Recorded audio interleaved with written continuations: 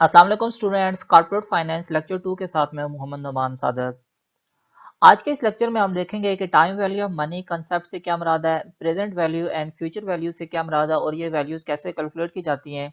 उसके साथ साथ हम देखेंगे कि simple interest and compound interest से क्या मुराद है और मल्टीपल कैश फ्लो से क्या मुराद है। तो सबसे पहले हम देख लेते हैं कि time value of money concept से क्या मुराद है। The time value of money is the concept that money you have now is worth more than the identical sum in the future due to its potential earning capacity. Time value of money जो in general sense में अगर हम कहें कि एक ऐसा concept है कि इतनी अमाउंट या डॉलर आपके पास आज मौजूद है उनकी वर्थ ज्यादा है एज कंपेयर कि इतनी ही अमाउंट आपको फ्यूचर में दी जाए। अब टाइम वैल्यू ऑफ कंसेप्ट को अगर हम इस तरह से समझ लें कि सपोज जैसे पाकिस्तान के सेंस में अगर हम देखें तो आज से तकरीबन 1.5 से 2 साल पहले जो फी तोला सोने की कीमत 60 से 70 हज़ार रुपए के बीच में थी, लेकिन वही एक तोला सोने की कीमत अब 1 लाख रुपए तक पहुंच चुकी है।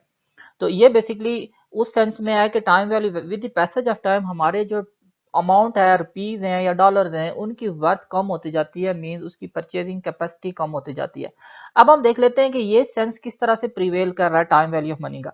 एक तो जो सबसे पहला कॉन्सेप्ट है इसमें इन्वेस्टमेंट का फैक्टर आ जाता है कि आज हमारे पास जितनी भी अमाउंट है हम उसको फर्दर इन्वेस्ट कर सकते हैं, उससे मजीद अर्निंग हासिल कर सकते हैं, हम बैंक में डिपॉजिट कर सकते हैं, उससे अर्निंग हासिल कर सकते हैं, हम इसके शेयर ले सकते हैं, कहीं पे भी हम इसको इन्वेस्ट करके इससे अर्निंग हासिल कर सकते हैं।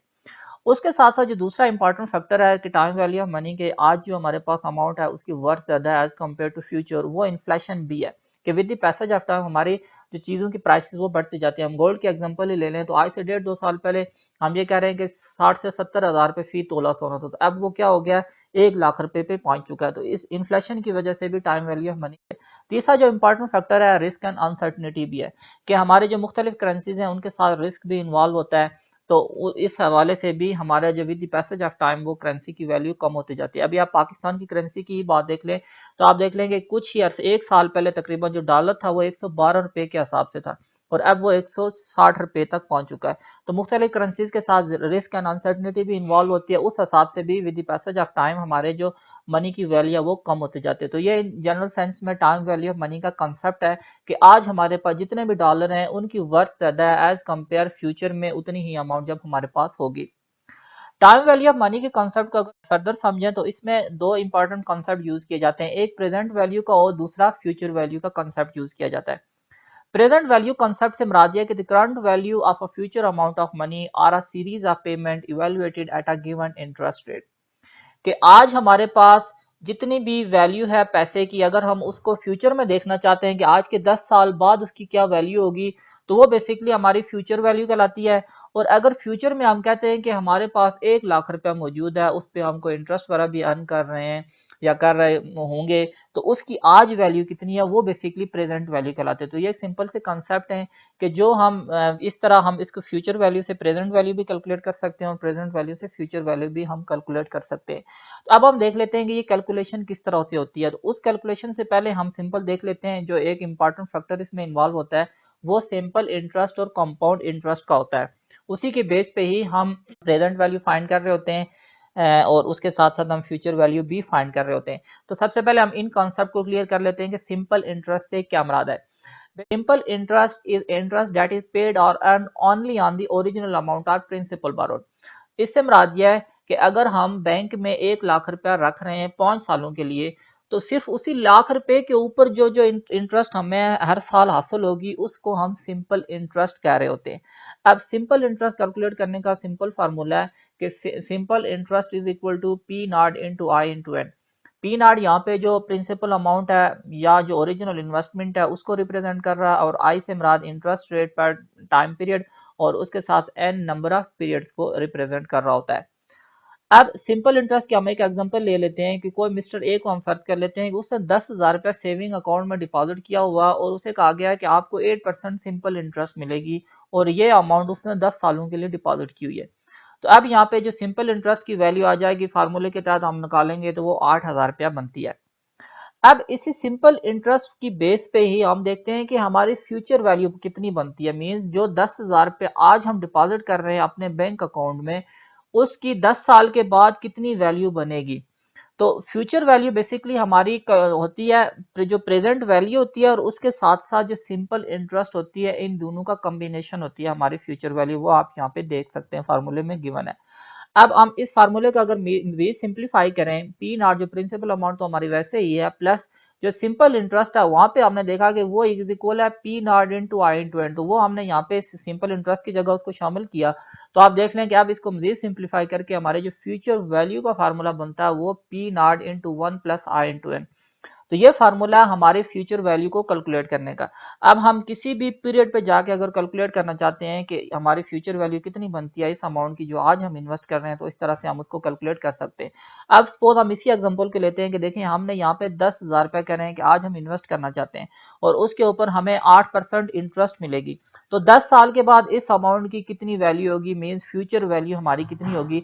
तो आप देख सकते हैं कि फ्यूचर वैल्यू कैलकुलेट हमने सारी की सारी वैल्यूज इनपुट की हैं, तो एट द एंड जो हमारी फ्यूचर वैल्यू बनती है वो 18,000 पे बनती है। अगर हम सिंपली कहें तो हमने पढ़ा कि फ्यूचर वैल्यू किसके इक्वल होती है, present value plus simple interest के। तो यहाँ पे आप देख लें सिंपल इंटरेस्ट हमने 8,000 कैलकुलेट किया और जो अभी की हमारी प्रेजेंट वैल्यू है वो 10,000 है, तो इस तरह भी 18,000। तो ये फार्मूले के तहत अगर हम फ्यूचर वैल्यू कैलकुलेट करना चाहते हैं तो इस तरह से हम फ्यूचर वैल्यू को कैलकुलेट कर सकते हैं।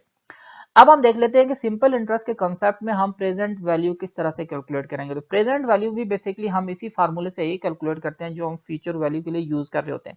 अब हमने यहाँ पे सिंपल क्या करना है, यहाँ पे पी नॉट बेसिकली जो इनिशियल इन्वेस्टमेंट या ओरिजिनल अमाउंट है ये बेसिकली हमारी प्रेजेंट वैल्यू। इस अब फ्यूचर वैल्यू कांसेप्ट से मुराद ये है कि आज से 10 साल के बाद हमारी अमाउंट कितनी होगी। अब हमें सपोज एक गिवन दी जाती है कि 10 साल के बाद अगर हमारे पास इतनी अमाउंट है तो आज हमें उसकी वैल्यू बता दें कि उसकी वैल्यू कितनी होगी। तो वो हम इसी फार्मूले के तहत कैलकुलेट करेंगे। अब वही वैल्यूज जो हमने पीछे यूज की हैं उनकी बेस पे हम ये कैलकुलेट कर सकते हैं कि प्रेजेंट वैल्यू कैसे हम फाइंड कर सकते हैं।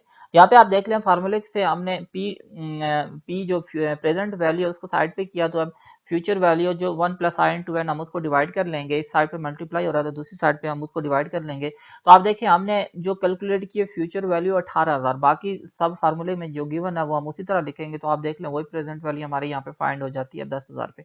तो सिंपल इंटरेस्ट के सेंस में हम इस तरह से प्रेजेंट वैल्यू भी कैलकुलेट कर रहे होते हैं, फ्यूचर वैल्यू भी कैलकुलेट कर रहे होते हैं। अब हम देख लेते हैं कि अगर हमारे पास कंपाउंड इंटरेस्ट हो तो उसको हम किस तरह से कैलकुलेट करेंगे। उन सेंस में हम प्रेजेंट वैल्यू किस तरह कैलकुलेट करते हैं और फ्यूचर वैल्यू किस तरह से कैलकुलेट करते हैं। तो सबसे पहले हम देख लेते हैं कि कंपाउंड इंटरेस्ट कॉन्सेप्ट से क्या मरा। सिंपल इंटरेस्ट के कॉन्सेप्ट में हमने ये देखा कि जितनी भी हम इंटरेस्ट अर्न कर रहे होते हैं वो बेसिकली प्रिंसिपल अमाउंट के ऊपर ही हो रही होती है। सपोज जैसे हम 1 लाख रुपए इन्वेस्ट कर रहे हैं, हर साल का अगर हमें 10% इंटरेस्ट मिल रही है तो वो हर साल उसी 1 लाख रुपए के ऊपर ही कैलकुलेट होगी। मीन्स हर साल हमारी जो इन्वेस्टमेंट उसके ऊपर जो या सेविंग अकाउंट्स के ऊपर जो जो इंटरेस्ट हमें अर्न होगी वो 10-10 हज़ार रुपए की अमाउंट कैलकुलेट होगी। अब कंपाउंड इंटरेस्ट कंसेप्ट यह है कि हम जो ऑलरेडी इंटरेस्ट अर्न होते हैं उसके ऊपर भी अर्न कर रहे होते हैं और प्लस प्रिंसिपल अमाउंट के ऊपर भी अर्न कर रहे होते हैं। अब इसको हम देखते हैं किस तरह से होता है ये कंसेप्ट। कि सपोज जैसे हम बैंक में हमने 1 लाख रुपया डिपॉजिट करवाया हुआ है, 1 साल के बाद हमें उसके ऊपर 10,000 रुपया अमाउंट मिलती है। तो अब जो नेक्स्ट ईयर या दूसरे साल की जो इंटरेस्ट हमारी कैलकुलेट होगी वो सिर्फ 1 लाख रुपए के ऊपर कैलकुलेट नहीं होगी, बल्कि जो 10,000 रुपया हमें अर्न हुआ उसके ऊपर भी कैलकुलेट होगी। तो ये कंपाउंड इंटरेस्ट कॉन्सेप्ट है कि जो ऑलरेडी अर्न इंटरेस्ट है उसके ऊपर भी और प्लस जो प्रिंसिपल अमाउंट है उसके ऊपर भी हमारे जो इंटरेस्ट को कैलकुलेट कर रहे होते हैं। अब कंपाउंड इंटरेस्ट के कॉन्सेप्ट में भी अगर हम फ्यूचर वैल्यू कैलकुलेट करना चाहते हैं और उसके साथ साथ हम प्रेजेंट वैल्यू कैलकुलेट करना चाहते हैं तो वो हम कैलकुलेट कर सकते हैं। अब हम देख लेते हैं कि कौन से फार्मूले हैं जिसके तहत हम फ्यूचर वैल्यू एंड कंपाउंड जो प्रेजेंट वैल्यू या कंपाउंड इंटरेस्ट की सूरत में वो देख सकते हैं या कैलकुलेट कर सकते हैं। तो फ्यूचर वैल्यू कैलकुलेट करने के लिए कंपाउंड इंटरेस्ट की सूरत में हम जो फार्मूला यूज कर रहे होते हैं कि F V is equal to P not into one plus I into N. यहाँ पे पी नॉट प्रिंसिपल अमाउंट को रिप्रेजेंट कर रहा है वन, और ये फार्मूले में वन, और प्लस जो आई या इंटरेस्ट को और एन नंबर ऑफ ईयर को रिप्रेजेंट कर रहा है। अब जो कंपाउंड इंटरेस्ट की सूरत में हम मुख्तलिफ पीरियड्स में वैल्यूज कैलकुलेट कर रहे होते हैं, मुख्तलिफ पीरियड्स भी कैलकुलेट कर रहे होते हैं, हर साल के अलग से हम इंटरेस्ट भी कैलकुलेट कर रहे होते हैं। अब सपोज हम एक एग्जांपल लेते हैं कि हमने बैंक में $100 डिपॉजिट करवाए हुए हो जिसके ऊपर हमें 8% इंटरेस्ट मिलेगी। तो हमें ये बताएं कि किसी भी एक स्पेसिफिक पीरियड के बाद हमें इसके ऊपर कितनी इंटरेस्ट मिलेगी। तो अब सपोज हम देख लेते हैं कि जो नंबर ऑफ पीरियड में जो मुख्तलिफ ईयर्स हैं उसमें हम ये किस तरह से कैलकुलेट कर सकते हैं। अब सपोज जो फर्स्ट ईयर में आप देख लें कि फर्स्ट ईयर में 100 जो बिगनिंग अमाउंट है हमारी वो 100 रुपया रहेगी और इसके ऊपर जो 8% के हिसाब से हमारी इंटरेस्ट बनती है वो 8 रुपये है। अब आप देख लें जो एंडिंग हमारी वैल्यू है वो 108 रुपये बनती है। अब जब नेक्स्ट ईयर में हम इंटरेस्ट कैलकुलेट करेंगे तो वो देखें किसके ऊपर होगी, प्रिंसिपल अमाउंट प्लस जो ऑलरेडी इंटरेस्ट अर्न है उसके ऊपर हम इंटरेस्ट कैलकुलेट करेंगे। तो आप देखें वो मिला के एंडिंग अमाउंट हमारी 108 रुपये बनती है। तो दूसरे साल में हम जो इंटरेस्ट कैलकुलेट करेंगे वो 108 रुपये के ऊपर कैलकुलेट करेंगे, ना कि 100 रुपये के ऊपर। तो अब इसके ऊपर अब जो 108 रुपये के ऊपर हम इंटरेस्ट कैलकुलेट करेंगे तो वो अमाउंट हमारी बन जाती है 8.64। और अब इस तरह इसके ऊपर हम 8% कैलकुलेट करेंगे तो 100 साल। इस तरह फिर तीसरे साल में जो हम देखेंगे तो वो 116.64 रुपए के ऊपर हम कैलकुलेट करेंगे। तो अब कंपाउंड इंटरेस्ट की सूरत में अगर हम फ्यूचर वैल्यू कैलकुलेट करना चाहते हैं तो वो हम इस तरह मुख्तलिफ पीरियड्स में भी कैलकुलेट करना चाहते हैं। अगर हम फार्मूले के तहत कैलकुलेट करना चाहते हैं किसी भी एक स्पेसिफिक पीरियड के बाद तो हम वो फार्मूले के तहत भी कैलकुलेट कर सकते हैं। अब सपोज आप देख लें कि थर्ड ईयर में जो हम इंटरेस्ट हमारी बनती है या टोटल अमाउंट जो एंडिंग अमाउंट हमारी बनती है वो बनती है 125 रुपये और 0.97 भी है। अब इसको हम फार्मूले के तहत डायरेक्टली तीसरी साल के बाद हम कैलकुलेट करना चाहें तो वो सिंपल हम क्या करेंगे कि F V is equal to P not into one plus I into N. यहाँ पे प्रिंसिपल अमाउंट जो इनिशियल इन्वेस्टमेंट हमारी $100 थी प्लस वन प्लस आई जो इंटरेस्ट रेट 0.08% या 8% थी हमारा। और जो थर्ड ईयर के बाद हम कैलकुलेट कर रहे हैं तो एन की जगह हम 3 लिखेंगे। तो इस तरह देख लें, इस तरह भी हम डायरेक्टली भी अमाउंट कैलकुलेट कर सकते हैं। तो ये तरीका है कंपाउंड इंटरेस्ट की सूरत में फ्यूचर वैल्यू कैलकुलेट करने का। अब हम देख लेते हैं कि कंपाउंड इंटरेस्ट की सूरत में हम प्रेजेंट वैल्यू किस तरह से कैलकुलेट करते हैं। वही फार्मूला जो हमने प्रेजेंट फ्यूचर वैल्यू के लिए लिया हुआ है उसी को इस्तेमाल करते हुए हम प्रेजेंट वैल्यू कैलकुलेट करेंगे। हम फ्यूचर वैल्यू की जो फार्मूले में हम प्रेजेंट वैल्यू को साइड पे जो मल्टीप्लाई करी थी वैल्यूज उनको दूसरी साइड पे लेके जाएंगे, डिवाइड कर लेंगे। तो इस तरह हम फ्यूचर वैल्यू जो प्रेजेंट वैल्यूज हैं उनको हम कैलकुलेट कर सकते हैं। तो अब हम देख लेते हैं सेम उसी तरह जैसे हमने जो पीछे हमने सिंपल इंटरेस्ट की सूरत में कैलकुलेट किया, हम इसी तरह से यहाँ पे मुख्तलिफ पीरियड्स की भी कैलकुलेट करते हैं। और अगर हम किसी स्पेसिफिक पीरियड्स के बाद कैलकुलेट करना चाहते हैं प्रेजेंट वैल्यू तो वो हम कैलकुलेट कर सकते हैं। अब यहाँ पे जो प्रेजेंट वैल्यू की सूरत में जो इंटरेस्ट रेट हम यूज कर रहे होते हैं उसको हम डिस्काउंट रेट कह रहे होते हैं। तो यहाँ पे बाकी सारा का सारा तरीका ये फार्मूले में वैल्यूज पुट करके हम ये कैलकुलेट कर सकते हैं। उसके साथ साथ लास्ट पे एक जो कंसेप्ट रह गया वो मल्टीपल कैश फ्लोज का है। Multiple cash flows basically simple extension है किसकी, सिंगल कैश फ्लो एनालिसिस की। अब हम इसको सिंपल देख लेते हैं कि हमने कहा कि फ्यूचर वैल्यू अगर हम कैलकुलेट करना चाहते हैं किसी भी इन्वेस्टमेंट की तो हम देखते हैं कि सपोज जैसे हमने $1200 कैलकुलेट किए थे तो एक स्पेसिफिक पीरियड के बाद हम उसको कैलकुलेट करना चाहते हैं 1% इंटरेस्ट, तो 3 साल के बाद उसकी जो फ्यूचर वैल्यू बनती है वो $1511.65 उसकी अमाउंट बनती है। अब हम अगर ये करें कि हमने मुख्तलिफ इन्वेस्टमेंट की हुई है, एक की वैल्यू हम देखते हैं कि 3 साल के बाद क्या होगी, दूसरे की हम $1400 हमने इन्वेस्ट किए, हम देखते हैं कि 2 साल के बाद उसकी क्या वैल्यू बनेगी। इस तरह हम फिर एक साल जो तीसरे साल में हम इन्वेस्टमेंट करते हैं तो हम उसके बाद उसका देखते हैं कि 1 साल के बाद इसकी क्या इन्वेस्टमेंट होगी। मीन्स अगर हम सेविंग अकाउंट्स में मुख्तलिफ अमाउंट्स में आज हमने डिपॉजिट करवाए, 1 साल के बाद करवाए, दूसरे साल के बाद करवाए, या मुख्तलिफ अकाउंट्स में हमने कुछ अमाउंट डिपॉजिट करवाई है मुख्तलिफ पीरियड्स पे, तो इन सब के कॉम्बिनेशन को बेसिकली हम मल्टीपल कैश फ्लोज कह रहे होते हैं।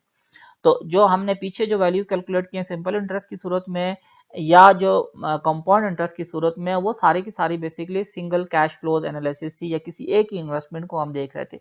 अगर हम मुख्तलिफ जो इन्वेस्टमेंट्स हैं, मुख्तलिफ सेविंग अकाउंट्स हैं, उनको कंबाइन कर रहे हैं और उनकी टोटल फ्यूचर वैल्यू कैलकुलेट कर रहे हैं, और ये सारे के सारे cash flows basically multiple cash flows कहला रहे होते। तो ये था हमारा सेकंड लेक्चर जिसमें हमने देखा